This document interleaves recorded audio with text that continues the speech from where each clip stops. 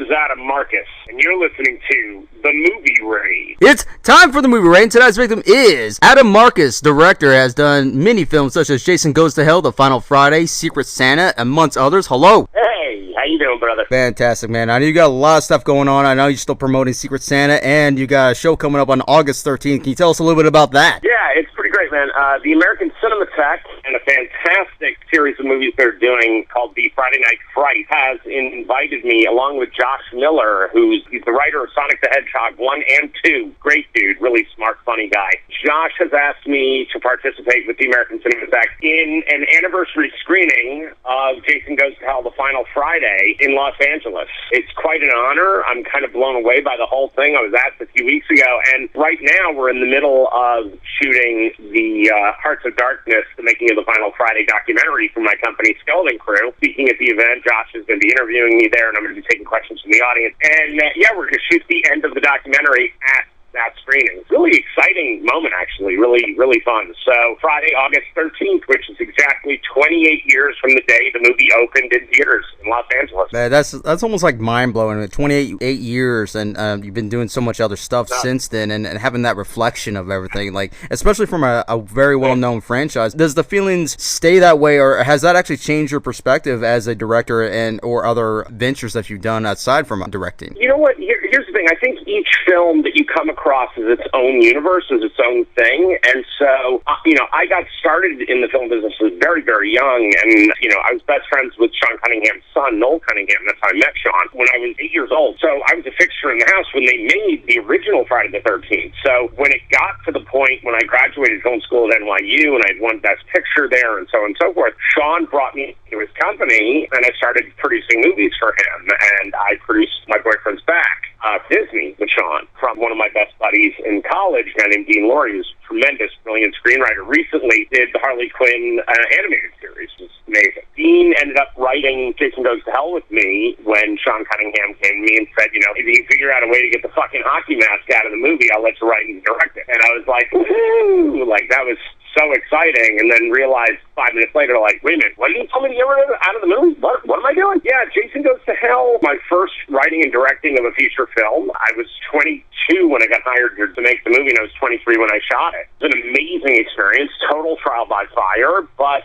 I brought the movie in under budget, under time, and we made a ton of money with the thing, and it was kind of an explosive moment in my life, and then it kind of became my middle name for the rest of my career. It's Adam Jason Goes to Hell Marcus constantly. I understand when people get tired of stuff like that. I kind of don't. I understand the worry of being pigeonholed as an artist. I totally understand that, but I got to tell you something. I've never been pigeonholed. I've worked in almost every genre there is. I've made award-winning romantic comedies that were big Sundance hits, all the way to thrillers and other horror films. My wife and I wrote Texas Chainsaw. I got to tell you, being known for Jason Goes to Hell for Friday the 13th, okay, great. Like, that's awesome. Most filmmakers spend their whole lives trying to be known for something, and I'm known for my very first movie, so, okay, cool. I'm always happy there's an audience because of the Friday the 13th franchise, and quite frankly, that franchise, I owe that franchise that because they gave that to me. Some people, when they grow as a director, producer, or whatever type of field that they're going in, especially what they were known from that first feature, sometimes they kind of just take that with them almost on every vision that they try to do. And you can tell, especially from the audience, that they'll definitely tell that this is something that you were known from at that point. And that's almost a risky move as well, even though that you're very well established for what you've done and what you are. But at the same time, you're still taking that existing image or existing feel to it and applying it. It's almost like you combine two directors from two different franchises and you combine it into one, for a fact which tastes they came from. Absolutely. Being a franchise filmmaker, while I know some people consider it a curse, I really don't. The truth is, a lot of the stuff that I do is in the horror genre. And when you've got street cred that includes Friday the 13th and the Texas Chainsaw Massacre, people will listen to you and people will finance your movies and people will get excited about what you're doing because, look, I was 22 years old and they handed the world's biggest horror franchise at that time, and they put it in my hands. I was 22, and it was my movie. And that says a lot about their faith in me, and, the fact that the movie did well, and that day, the biggest video that New Line had ever put out before Lord of the Rings. Tremendous thing. Crazy thing to say about work that you've done. The other part of it is, think about how many movies that were made 28 years ago. I always use this as an example. When Jason Goes to Hell came out, the night it came out, I had seen the movie 100 times by that point, and in fact, the red carpet premiere for the movie was just the night before at the Grumman Chinese Theater in Hollywood, the famous red carpet theater for this huge screening. Packed, sold-out crowd, all celebrities. It was crazy, dude. They had a giant Bob's Big Boy out front with a hockey mask on. I mean, like the actual Bob's Big Boy. It was insane. So we do this whole rigmarole. The night of the movie opens, I went to a theater in Westwood. I bought a ticket for my movie, but I'd seen my movie so many times, and honestly, I was only really interested to hear what the audience had to say when they were leaving. So I went into another movie. I went in to see a movie called Searching for Bobby Fischer, which is a fantastic film. Steve Zalian, one of the greatest screenwriters of all time. I believe it was his directorial debut. It was like this absolutely gorgeous movie. Ben Kingsley, Joan Allen, Joe Montana in this incredible, thrilling, dramatic film. I love that movie to this day. I'm the only person you've heard in the last 28 years talk about that movie. But people still talk about Jason Goes to Hell. They open on the same day. And I look at that and I go, you know, there has to be respect given to a fan base that loves these movies so much that they keep these films alive. And the other thing is, look, I'm not unaware that half of the audience fucking hates my movie. Like, hates Jason Goes to Hell. You know why I'm cool with it? Because you hear more about Jason Goes to Hell than you do about Part 7, or Part 5, or Part 3, or the remake. Because here's the thing, man. Those haters spark conversation. They get people to take sides and find interest in what happened in that story. And I gotta tell you, like, there's nothing more exciting to me than when I hear from a fan and they used to be a hater of the movie, and over time they've gone, you know what? I finally figured out, like, you were trying to do something different and create a new mythology, and now I love the movie. Like, there's nothing more exciting to me. And again, I have no problem having conversations with people who hate the film. I have no problem talking about it. I don't get upset about it. I don't get my feelings butthurt. I don't do any of that. Because as a filmmaker, you have to know you're going into a space where people are going to have opinions. And I'm sorry, dude, think about how divided we are on everything right now. Well, okay, cool. Am I expecting everybody in an audience to love my movie? That's crazy. That's crazy. And quite frankly, my feeling is if everybody does love your movie, 9 times out of 10, it means you kind of wussed out as a filmmaker and took the middle road just so that everybody would love you rather than actually saying anything. And having been a part of this franchise, especially an icon franchise, do you think that there's a fine line between altering and progress of that character? I never set out to alter the character from my perspective. If you go to see the first movie, which by the way has no hockey mask in it, it has only about 30 seconds of Jason in its entirety. It's about his mom. It's about a middle-aged woman named Pamela Voorhees murdering teenagers because they didn't watch her child, and he drowned. If you watch that movie, you realize, okay, there's a little boy who jumps out of the lake at the end of the movie. There's a little boy. Now, that little boy died 30 years ago. He's still a little boy, or 22 years ago. He's still a little boy, and he jumps out of the lake. So, okay, so that's not a little boy. That has to be a monster, because it's a little boy that drowned. Now he comes up from the lake, and he drags Alice down. Fine. Then, 2 weeks later, literally 2 weeks later, Friday the 13th, Part 2, the opening happens, right? And Alice is in her apartment, and suddenly, this little boy has gained 120 pounds of pure muscle weight. He's found a tailor to fit his clothes quite beautifully. He's somehow learned how to read, because the only way you get anyone's address back then was by looking in the white pages. Then he's learned to drive because he's carried his mother's severed head with him to Alice's house. He's then set up a very intricate plan where he's placed his mom's head in the refrigerator for Alice to find. This is a very clever little boy. Let's remember, this little boy's learning disability. This is a kid with a hydrocephalic head who died in the 50s. So now he's this clever serial killer who hides a head in the fridge, then hides in Alice's apartment, like tiptoes in the round house, waits for her to go and open up the fridge, and then he hits her with an ice pick.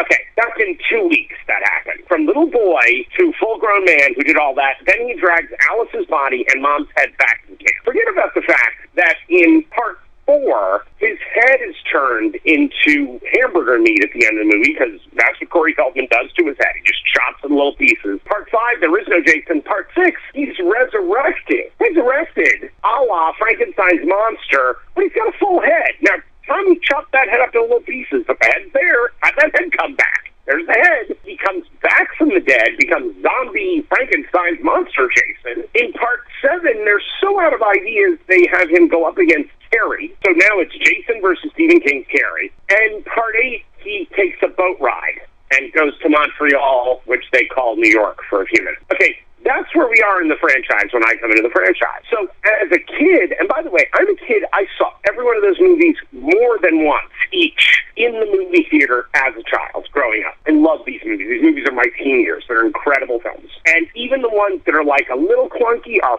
fun and awesome for all the right reasons. Part 5, even though there's no Jason in it, it's ridiculous that this ambulance driver has a photograph of Jason in his back pocket. I went with these movies because I love them. But I always thought, why isn't anybody trying to fix this problem in that Jason's not human? He's something else. He's a monster. There's something else happening here. We keep wanting to play him like he's a pro wrestler, but he's murdering people. He's not hitting people with a chair and running away. He's murdering people. Plus, no one is dealing with the fact that over 117 people have died in this small area of New Jersey over this short period of time. So I immediately said, okay, if Jason's mom would do anything to have her Jason back, if Pamela would do anything to have this child back, wouldn't she reach out to dark arts? Wouldn't she try to resurrect her son via some sort of dark magic? And if you're going to go to dark magic, well, the best dark magic I've ever heard of is the Necronomicon. And now imagine she resurrects her son reading from the Book of the Dead. Now, by the way, I always love that people go, there's only deadites. Well, no, there's revenants, and there's a lot of other things that can come from hell. So I always saw it as she calls up her son with one of these incantations. Her son wakes.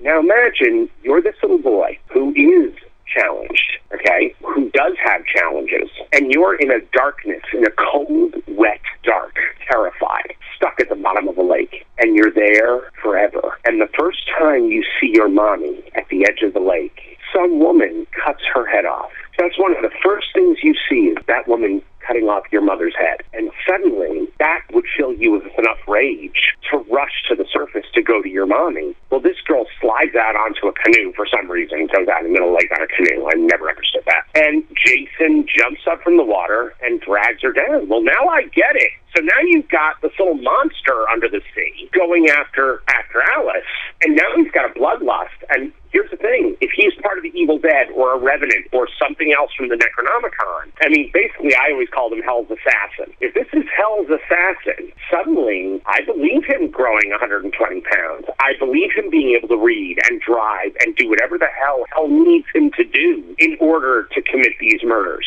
And then you're literally dealing with Satan's assassin. For me, there's nothing more Friday 13th, there's nothing more metal. That is so metal. That is such a badass thing. And so I was trying to kind of fix a hole in the logic of all of these movies with my entry to the film. So in retrospect, I can say it now, and I have said it since, but Jason Goes to Hell is the Rogue One of the Friday 13th franchise. When we all went to see Star Wars as kids, we all went, yeah, but who would put a hole in the Death Star that if you shot directly into it, you blow up the whole Death Star? That's a really dumb flaw. It's not if the thing was put there on purpose. If the designer of the thing was with the rebels.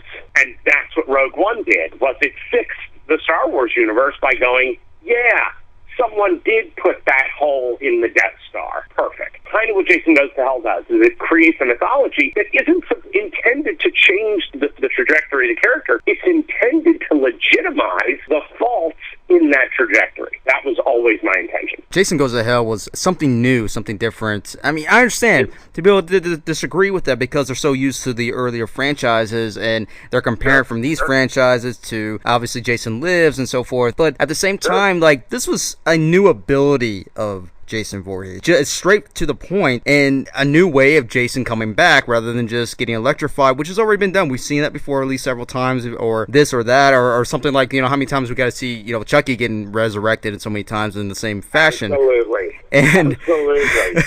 And in this case, people need to be more open like that. Okay, I understand. Maybe it's not the standard Friday the 13th, but honestly, I'm frankly tired of Jason going back to the same place over and over and killing the same people over and over. But this was something new. And yes, even Jason Takes Manhattan was something different too. And yes, I don't agree with everything in that movie either, but I definitely love how the look of Jason is, and I do love his drive about the kills and so forth. But the story... Absolutely. But it's something that's... When it comes to these franchises moving forward, especially outside of the so-called, quote, comfort zone, do you think that sometimes the more this character can be used or reintroduced, the less it becomes ideal for future installments, especially now? I think having another Friday the 13th film is probably not a great idea. I actually think the fan films are doing more interesting work with the franchise than Hollywood can, because the fans tend to be a little more ferocious. They tend to want to make the movies that fans want to see. Look, if you look at my original treatment for Jason Goes to Hell, it was a much darker movie. It was even way bloodier. And by the way, my film is the bloodiest of all of these movies. It flat out is. The kills are more brutal. I mean, nobody has anything like the 10th kill in any of the other films than in Jason Goes to Hell. And yeah, I'm not saying there weren't great kills in all these movies. The machete to the face in part 2 is one of the best. The sleeping bag kill in part 7 is amazing. I mean, look, any kill that Kane Hodder is involved with is going to be a badass kill because he's so completely invested in the character. But here's the thing. I think the fans are really giving us more interesting material. And I don't think the studios are going to do that. I think, someone like Blumhouse will try to take the franchise over, and they'll make a reboot. It'll be yet another reboot, and they'll call it Friday the 13th. They won't call it Friday the 13th Part 13. They're not going to do that. They're going to call it Friday the 13th, and they're going to try to retcon the whole thing, just like the remake did. And I got to tell you, isn't it time we had some new ideas? Isn't it time we did some cool stuff? I mean, look, I have a great idea for a Friday the 13th sequel, like a great idea, but I gotta tell you, there's part of me that just goes, man, let this guy go. Let this character go. Let the fans have fun with him. I think stuff like, Vin DeSantis' Never Hike Alone is a terrific way to deal with the franchise. Like, let the fans make films of this guy. Let that be where the entertainment comes from him. And then, honestly, I think things like The Game, the Friday the 13th Game, is so good, and it's such a more interesting new entry into the franchise than, great, we're going to see him go kill teenagers again. That's terrific. No, let people actually get interactive with it. I think that's a far more interesting thing. Look, dude, do you think we need another freaking Texas Chainsaw movie? Like another one? And I wrote Texas Chainsaw. Like, I wrote it. I got it. Do we need another Leprechaun movie? Is that really what we need? Or do we want to start finding new stories?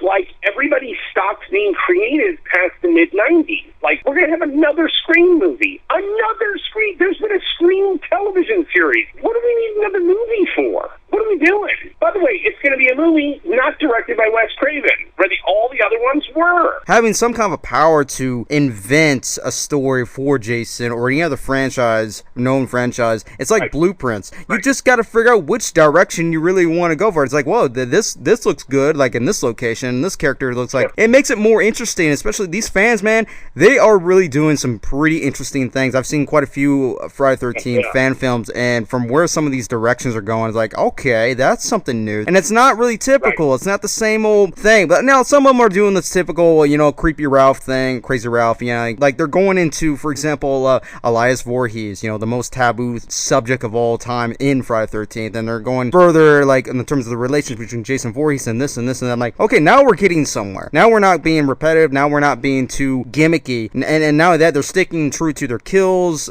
Jason, like, this is something that is not shown in the, well-known budget films. I couldn't agree more. And look, the audience is a new audience, man. They're a different audience. They want different things. The truth is, a movie like Hereditary or Midsommar is going to make more money than the flat-out slasher movie. It's going to get more traction. It's going to... Look, again, you can retcon everything and do a Halloween, and that's fine. But I got to tell you, I think those movies are going to have very short shelf lives.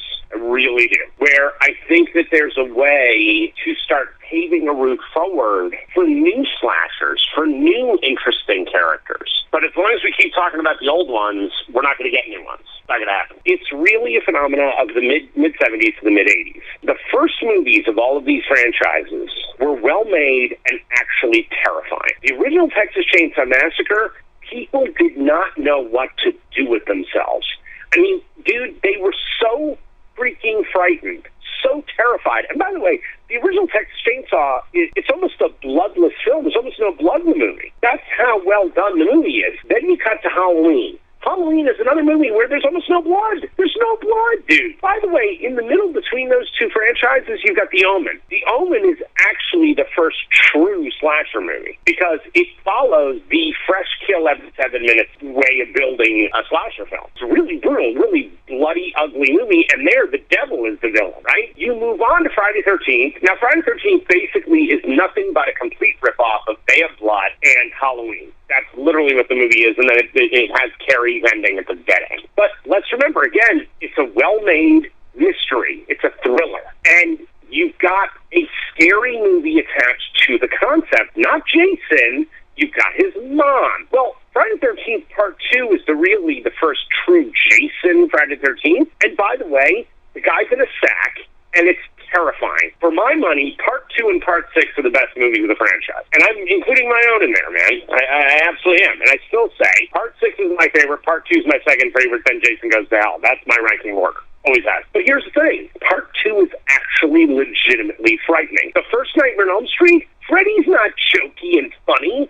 Freddy is terrifying in that movie. He's terrifying in that film. The first Hellraiser, oh my God, Pinhead is a frightening freaking dude, and we wait almost the entire runtime of the movie to get to the guy. We barely see him. Here's the thing. In the subsequent sequels, the problem is the villain becomes the hero, and then it gets jokey and silly and funny and ha ha ha ha ha. Well, now we're not afraid of the villain anymore, because the villain isn't the villain's the hero. We hate the human characters. We hate the people, so we can't wait to watch them get killed. Oh, it's going to be really fun when this guy dies. Well, that's not the way the first movies work at all. The first movies are about a monster in the dark that you barely see. He's always got a mask over his face, so you barely ever see what the face of fear is. Here's the problem. Modern horror movies, especially slashers, are not allowed to be scary. They're not. We've got a rating system that's totally backwards, so movies that come out in theaters really can't go for it because they're going to get slapped with an NC-17, and then they can't go out in theaters because they can't be advertised. And you've got an audience that's clamoring for something that most of the audience today has not ever had a taste of. In Jason Goes to Hell, there's that character Ward, the kid, the son of the two diner people. That guy Ward is played by Adam Craners, one of my closest friends since we were little kids. Adam and I went into New York for the weekend to see A Nightmare on Elm Street because it wasn't playing in Westport, it was playing in New York. So we go to New York, we go to see the movie. Dude, my buddy, who's a big dude, who's a strong guy, not afraid of anything, he had his sweater over his face because he was so scared watching the original Nightmare on Elm Street. That doesn't happen anymore, man, because we're afraid as filmmakers to tell stories that are that scary. We don't do it. We really don't do it. We do a bunch of jump scares. We do a bunch of nonsense. Here's the thing. The original Nightmare on Elm Street was about a child murderer, a guy who rapes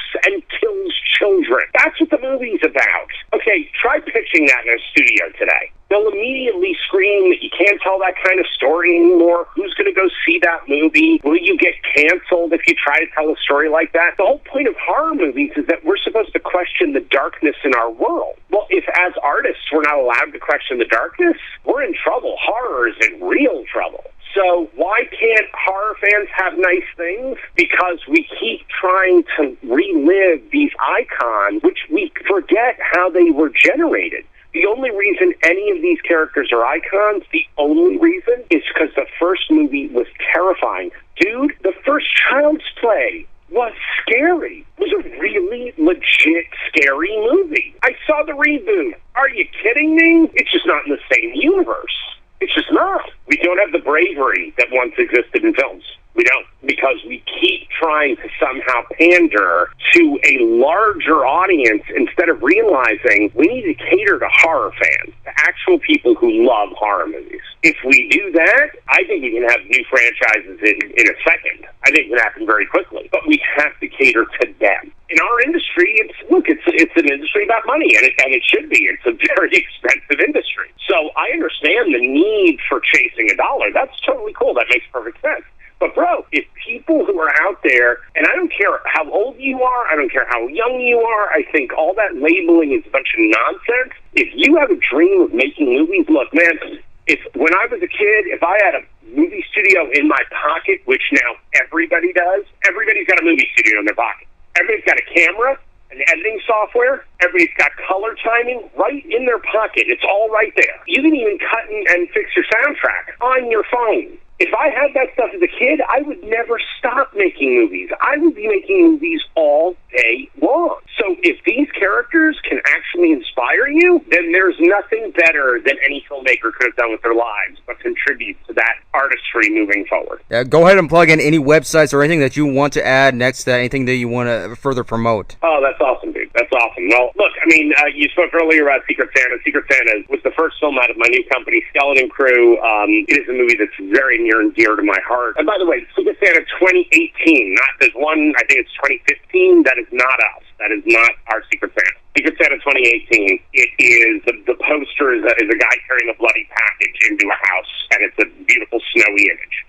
It's not about a killer Santa. It's really just about family and how family can be the most evil thing. I'm going to be overseas for a few months shooting a film called Dread that is based on a true story. That is a pretty kick-ass thriller about three women who get stuck in a hotel that they find out is a human trafficking ring, and they have to somehow get out of this hotel alive. And the thing about Skeleton Crew is that, like, the movie I'm shooting in Europe is a much bigger budgeted movie, but my favorite part of Skeleton Crew is our ultra-low budget division, which is promoting new voices in film, new filmmakers, extraordinary people out that are creating whole new worlds, and this part of our company allows that to happen. We've got one film that we're doing right now called Fat Camp Massacre that is an entire team of female filmmakers that are creating something that is so badass and so wrong and so awesome, and it is for people of size what Get Out was for people of color. You know, we try to stay political as a company. We try to always have something to say, and when I say political, I don't mean Republican, Democrat. I mean politics in the larger sense of the word, that